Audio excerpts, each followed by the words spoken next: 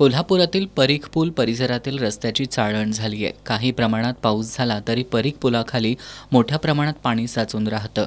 यामुळे शहराच्या उत्तर आणि दक्षिण भागाला जोडणाऱ्या या महत्त्वाच्या पुलाखाली नेहमीच वाहतूक कोंडी होत असते. कोल्हापूरकरांनी सातत्यानं या समस्येकडे लक्ष वेधल्यानंतर अखेर महानगरपालिकेनं परीख पुलाखालील रस्त्याच्या कामाची सुरुवात केली आहे.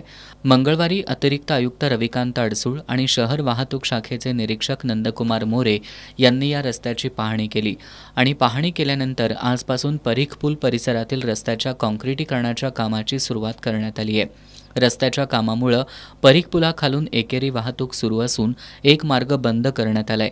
एकेरी वाहतुकीमध्ये RL ज्वेलर्स ते जेमस्टोन बिल्डिंग आणि रेल्वे फाटक ते जेमस्टोन बिल्डिंग हा मार्ग बंद करण्यात आलाय. तर CBS स्टँडच्या कंपाऊंडला लागून असणाऱ्या मार्गावरून एकेरी वाहतूक सुरू आहे. एका मार्गाचं काम पूर्ण झाल्यानंतर दुसऱ्या मार्गाचं काम करण्यात येणार आहे. या कामाला जवळपास 90 दिवसांचा कालावधी लागण्याची शक्यता आहे. त्यामुळे नागरिकांनी पर्यायी मार्गांचा अवलंब करावा असं आवाहन महानगरपालिका आणि शहर वाहतूक नियंत्रण शाखेनं केलंय.